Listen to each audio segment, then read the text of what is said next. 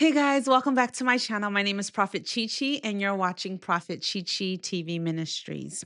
Today's word from the Lord is purification. Right now, the Lord has been speaking to me about purification and how He's taking His children through a purification process. And what does that purification process look like? It is where God is purifying you. He's taking away things that were of you, which were the world, and he's stripping all of those imperfections out of you. Now, it doesn't look fun in the process of going through the refinery part. It's where the Lord has placed you in fire. You're experiencing all different types of trials and tribulations in your life, and you feel like the Lord has left you. He hasn't left you. He is molding you into what he wants you to be for his ministry, for what you have been birthed into this earth for. Now, the Lord gave me Malachi 3, verse 3, and it reads, He will sit as a refiner and a purifier of silver. He will purify the sons of Levi and purge them as gold and silver, that they may offer to the Lord an offering in righteousness. Now, as the Lord is purifying you, I read something and I'm going to read it to you. I read that it says that a skilled refiner knows the gold is ready when he can see his reflection in it. So, what the Father is doing as he's refining you, he's placing you in fire with trials and tribulations and testing. He wants to be able to see his own reflection in you. So, before the Lord sends you out into your ministry, and when I say ministry, ministry can look different for each person. Ministry holistically is glorifying the Father. You're glorifying God in your work. So, whatever that is bringing glory to the Lord, it is ministry. So, ministry doesn't mean that you have to necessarily be in a church. So, now, as God is refining you, He wants to make sure before He sends you out in your ministry that you reflect Him. So, when the refiner is refining gold, what he does is he sits the gold in fire and it sits it in the very hot place.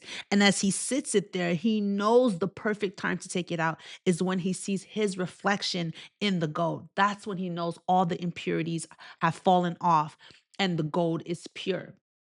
The Lord also took me to Revelation 3 verse 18, and it talks about in that verse how gold is refined by fire, and that the Lord, he removes away your shame and your nakedness. And so all these things that has been in your bloodline, he removes it away so that the enemy doesn't use it against you. You can stand firm and bold because you've been tried, you've been through testing, and you know who you are in Christ. And so when the Father does this, he does this intentionally so that you can build yourself in Christ, so that when you walk out boldly for Christ, you know who you are in Christ and you can speak boldly and with confidence no matter what you go through. Of course, you're human, but you can ultimately speak boldly and confidently in Christ. Now, during this test, and like I said, it's not fun because he's stripping away everything that was of the world.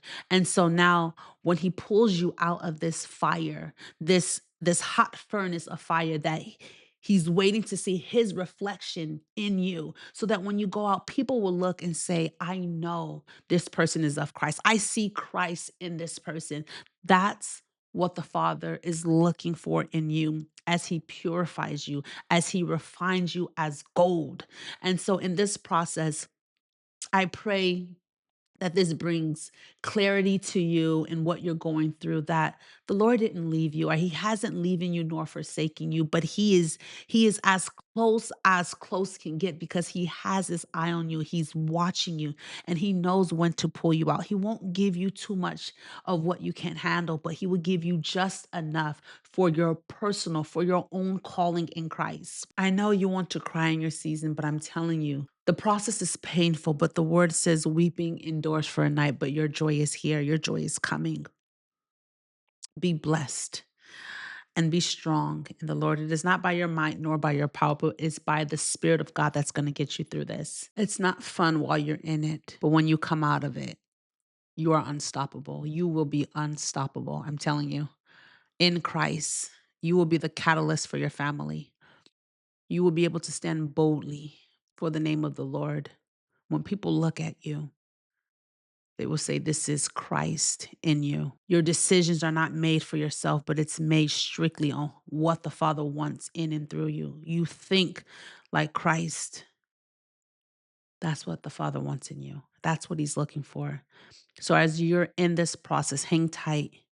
Hang tight. Sometimes it may seem like you're there, like you should have been out of this a long time ago, but the Lord knows exactly what He's doing in you. Your testimony is your ministry. That's some things that a lot of people don't know, but it's whatever the thing that you're going through the most is what the Lord is going to use to bring people to you. Just like Joseph, when he was locked in prison and he used the dream interpretation to help others, that gift that the Lord gave him, that was his testimony. He was locked up, and that testimony took him to the palace. It took him to his promised land. It took him to where he needed to be. And that was his ministry. He was able to rule over Egypt and save lives and ultimately save his family from the famine. And so, as you go through this, as the Lord has you in this fire, just whatever is the thing that you feel like you keep dealing with over and over, and you think that the Lord is not hearing it, He's hearing it, but He's trialing you and He's placing you through to endure, to persevere in that season, in multiple seasons at times. Usually, if that's your calling, if that's what you're struggling with the most, that is your testimony because you're going to be able to relate with it so much that when you speak, you're going to speak with confidence. You're going to speak with boldness because you lived in and through it. So when you speak to someone, it's going to resonate with that next person. I hope and I pray what I'm saying makes sense. I know it makes sense for who it's meant for. I pray that this message has blessed you. I pray that who this message is for, it resonates with your spirit. And until next time, I will see you soon. Love you so much and thank you. Talk to you guys later. Bye.